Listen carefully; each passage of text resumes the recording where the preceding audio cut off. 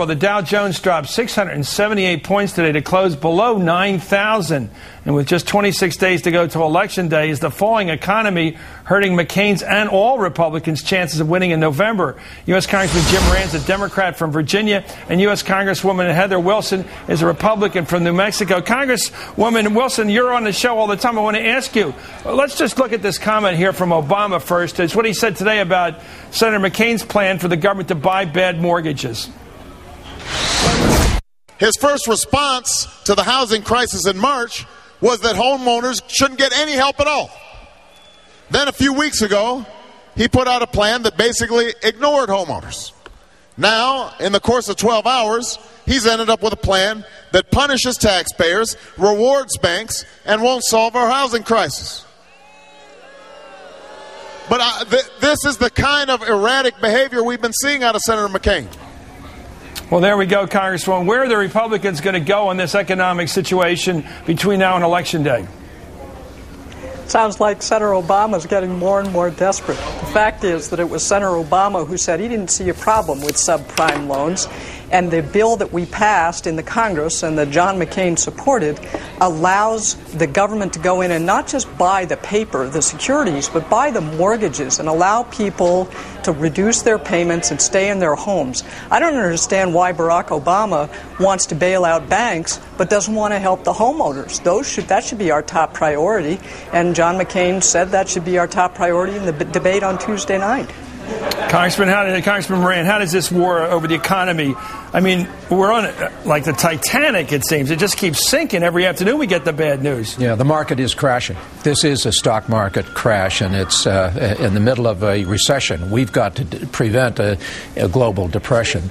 But with regard to this plan, Chris, of course, we'll probably have a new plan next week because we've had 3 different plans in about 3 weeks. Do something like Senator McCain wants to do? Well, what I want to tell you is this is insane.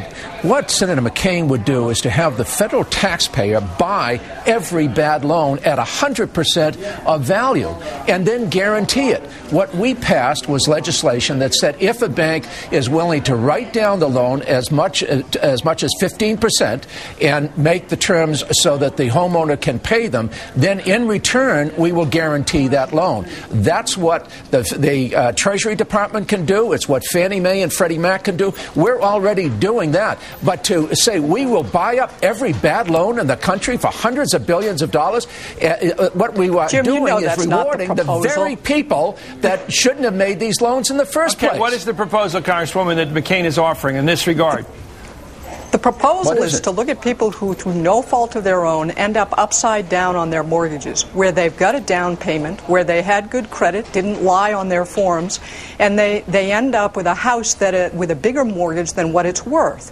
I think that those folks should be a priority to work out that mortgage rather than just defaulting on it, declaring bankruptcy, so they can stay in their homes. And that is part of the bill. Isn't this the story? I thought it was. I thought that was what he was proposing. In their homes and not on Wall Street. His plan would pay 100% of the mortgage's value. These mortgages are trading at 50, sometimes 20% of value. Why should the taxpayer pay 100%, rewarding the banks themselves? That's the problem. They're not worth 100% today. I looked at the plan, Heather.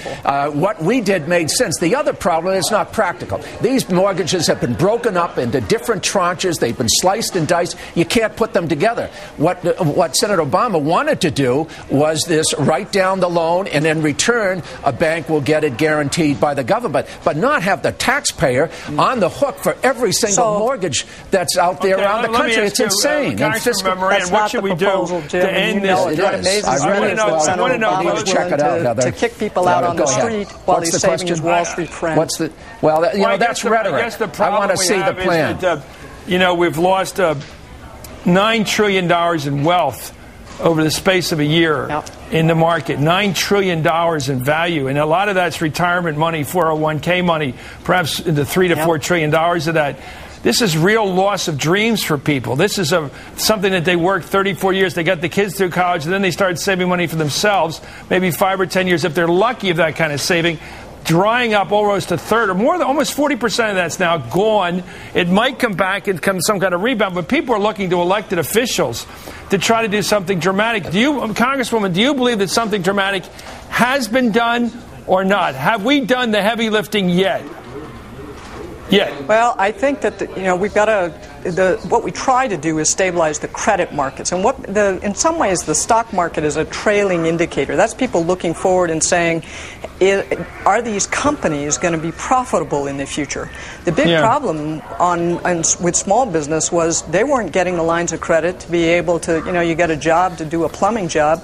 If you don't have a line of credit from your bank, you can't buy the pipe to hire the guys to do the job. My concern is the key is unfreezing the credit markets, and it's going to be a rough road, but it's a whole lot less rough given the bill that the Congress passed last week. Do you think, Congressman Moran, I'm sorry, I got to move. Congressman, do you believe we've done the heavy lifting yet? Have we done the big part of the job yet by passing that bill last week? As Senator Obama said in that famous White House meeting, which was pretty much the same point that you just made, we've got to help out the homeowner. This has to be about the homeowner, and that's why we put provisions into this bill to enable the Federal Reserve to help these homeowners stay in their home. That was something Democrats put in at Senator Obama's request. We just need to implement it. The problem is that it's going to take 2 weeks at least to implement it, and another 6 weeks before we see the impact. Well, let me ask you, Congressman, to make a political estimate. Do you believe a Republican can win the presidential election in these times? Is it possible?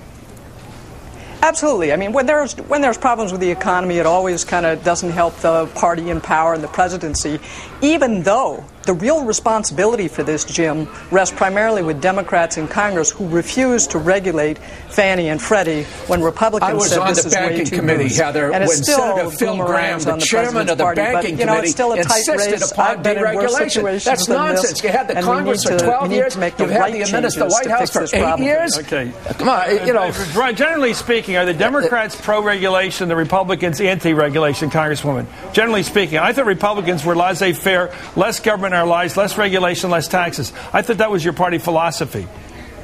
In general, that is true, but there was Republicans in the Congress and also the administration that said we need to change the way in which we monitor and regulate these institutions, and we need to tighten up on Freddie and Fannie. And it was Democrats in the Congress who said, no, we think this is fine, including a guy named Senator Barack Obama. This administration filled every regulatory post with somebody that had an anti-regulatory bias. And that's why we're in the situation we're in. The heads of Freddie and Fannie are supporting Barack Obama and have given more to his campaign than any other senator in the last 20 years. Okay.